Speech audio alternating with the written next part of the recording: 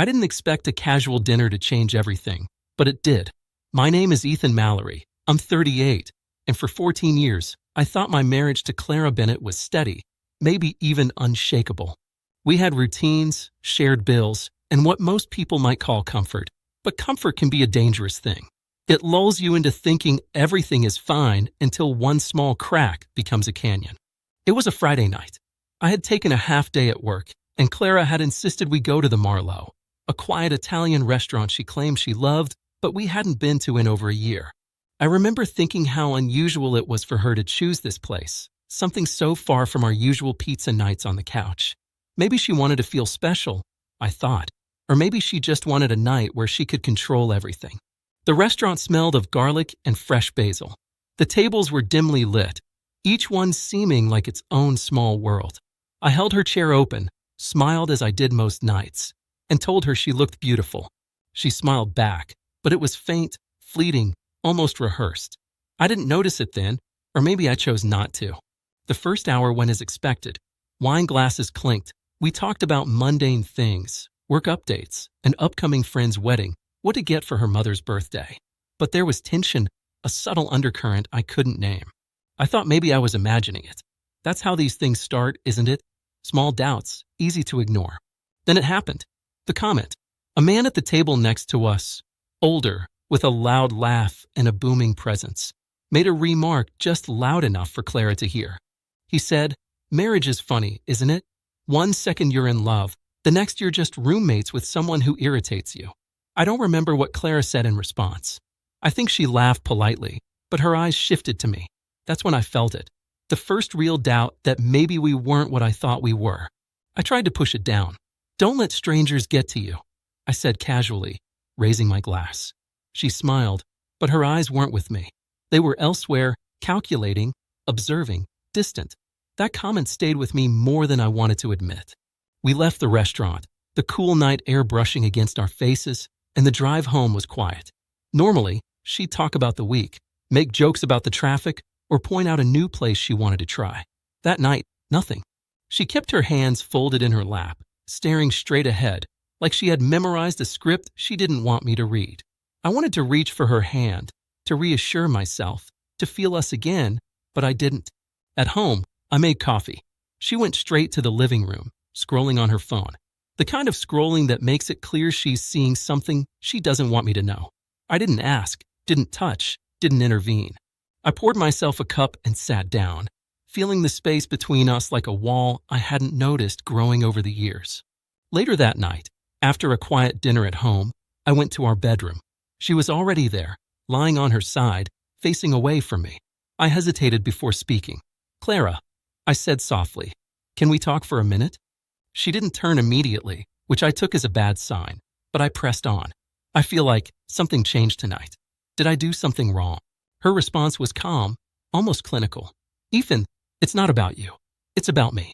I don't think I'm happy anymore. I haven't been for a while." I froze. My chest tightened. My mind raced, trying to process her words, to find a logical explanation, to remember every detail, every smile, every kiss, every night we had laughed together. But they were gone now, evaporated by something I couldn't name. "Happy?" I asked, voice barely above a whisper. "What do you mean by that?"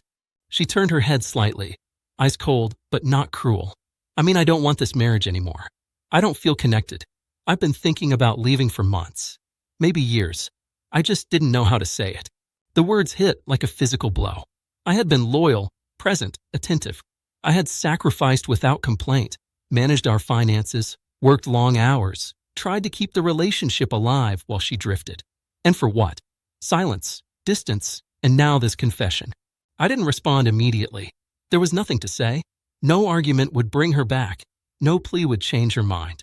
I felt the weight of 14 years of love, patience, and compromise collapse quietly in my chest. By morning, she was gone. Not a dramatic exit. No shouting, no doors slammed, no emotional confrontations. She had packed her things while I slept, leaving only a note on the kitchen counter. "I can't do this anymore. I hope you understand." I sat there staring at the note, feeling a strange mixture of devastation and clarity. Clarity, because for the first time, I could see the reality of the situation without the haze of denial or hope. She had made her choice. She had opted for distance, for freedom, for herself, and I had no say in it. Friends came over later that day, bringing coffee and sympathetic looks. Their words were comforting, but not enlightening. None of them could understand fully, because it's not about what people see. It's about what's gone. I went through our old photos, silent trips down memory lane, seeing the man I was when I first met her and the man I had become. The contrast was jarring.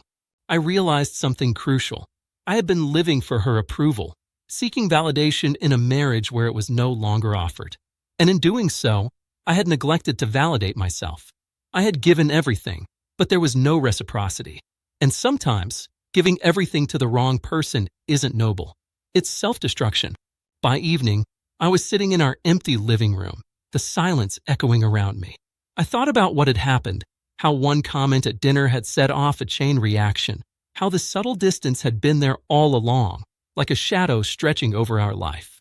I thought about her, about the choices she made, and for the first time, I didn't feel anger. I felt clarity, peace edged with sorrow, a bitter acceptance. That night, I made the decision I should have made months ago. Not out of revenge, not out of spite, not even out of anger. I decided to focus on myself, to reclaim the parts of me I had given away silently, patiently, without acknowledgement. To rebuild a life where my dignity and self-respect were no longer optional, where my emotional needs were not ignored or dismissed. The next morning, I packed a bag, not with bitterness but with resolve. I drove to my sister's house, Adelaide Rowan, who had always been a grounding force in my life. The drive was long, silent, but not heavy. It felt like stepping into a new chapter, one where the narrative was mine alone to write. I won't lie, the pain lingered. Memories of laughter, small gestures, shared dreams, they remained like faint echoes in the corners of my mind. But the clarity persisted. One comment at dinner didn't end my marriage. It revealed the cracks that had been there for years, cracks I had ignored, hoping they would mend themselves. They didn't. And finally, facing that truth allowed me to step away without bitterness, without chaos, with the quiet dignity that had been absent for far too long. Now, I'm rebuilding. Slowly, methodically. I am finding joy in the things I love, reconnecting with friends, nurturing old hobbies, and most importantly, learning to respect myself without apology. Life isn't what I thought it would be. It's different, harder in some ways, freer in others. And in the end, I've realized something profound. It wasn't just the comment at dinner that ended the marriage. It was everything it revealed, the absence of love, the withdrawal of respect, the silent retreat that had been happening long before. And I am finally free to walk forward, unburdened, seeing the truth clearly, and finally, valuing myself in ways I never did before.